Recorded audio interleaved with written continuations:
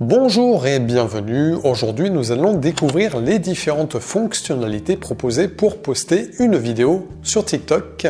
Pour cela, en lançant l'application, on va créer une nouvelle vidéo en appuyant sur le plus au milieu de l'écran. Ici, on arrive alors sur l'écran d'enregistrement d'une publication. Pour commencer, on nous propose de créer notre propre contenu à partir de notre appareil photo ou de notre galerie multimédia, ou bien en utilisant le mode MV qui consiste à produire une petite vidéo musicale composée d'une ou plusieurs de nos photos à partir de modèles prédéfinis. Par exemple, en utilisant celui-ci et en ajoutant notre photo, cela donne un résultat rapide et sympathique, mais avec peu de personnalisation. Par contre, avec le mode appareil photo, on peut laisser libre cours à notre imagination grâce aux nombreuses fonctionnalités proposées. À partir de téléversés, on peut ajouter du contenu vidéo ou photo stocké sur notre appareil mobile avec la possibilité de le manipuler à notre convenance ou bien en enregistrant directement à partir de la caméra de notre portable.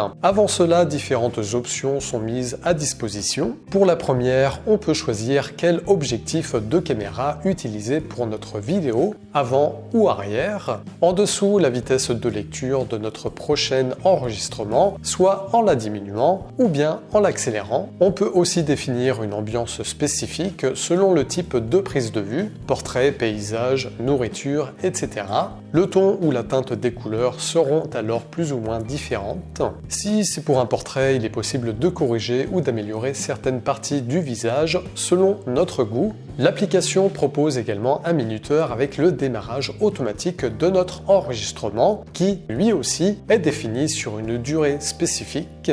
Et bien sûr, selon l'éclairage, l'activation du flash si besoin. Tout en haut, il est possible d'ajouter une musique avant cette prise de vue. Le catalogue est bien fourni, il suffit de sélectionner un titre pour l'écouter et de le valider à travers cette icône. Ainsi, pendant cet enregistrement, la musique sera jouée en même temps. Pour la retirer, il suffit de retourner sur cette fonction et d'appuyer sur Annuler.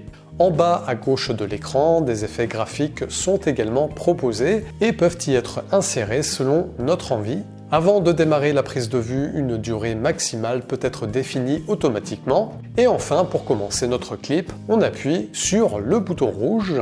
Tout en haut, la barre se remplissant nous indique approximativement le temps qu'il nous reste. Pour le stopper, on a donc le choix d'attendre la fin de cette durée ou bien d'appuyer sur ce carré rouge. Aussitôt, l'application lance sa lecture. Si l'on n'est pas satisfait, on appuie sur cette croix et l'on confirme pour le supprimer. Même chose avec la croix se trouvant en haut à gauche de l'écran qui, elle, retire dans le même temps notre choix musical. Et si l'on est satisfait, on le confirme en appuyant sur cette icône.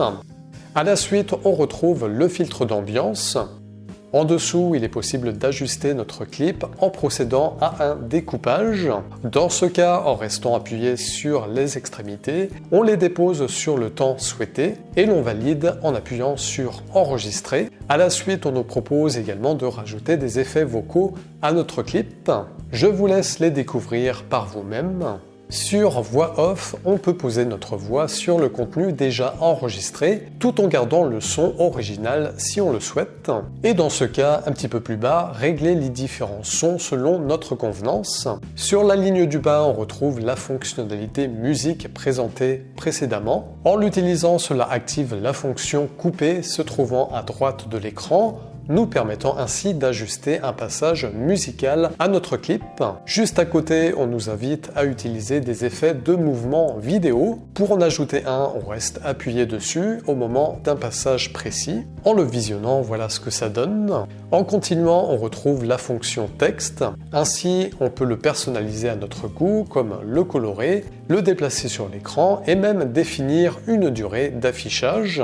Dernière fonctionnalité, les stickers. Il y en a de différents types. On les choisit et on les place où on le désire. En appuyant sur suivant, on arrive à la dernière étape de notre création. Différentes options de publication sont alors disponibles. Une description de la vidéo, l'ajout d'hashtags spécifiques, la possibilité de mentionner un autre utilisateur de la plateforme sur celle-ci, Pour une meilleure visu, on peut ajouter une couverture à cette publication en sélectionnant une image figée et un texte pouvant être personnalisé. Plus bas, on passe aux autorisations, notamment de qui peut visionner notre vidéo, si l'on autorise les commentaires dessus, ou si l'on accepte la reprise en duo ou les collages sur d'autres publications, de décider de l'enregistrer également sur notre appareil et de la partager sur d'autres réseaux. Pour finir, il est possible de simplement la sauvegarder en brouillon pour la reprendre plus tard, ou bien de définitivement la publier sur TikTok.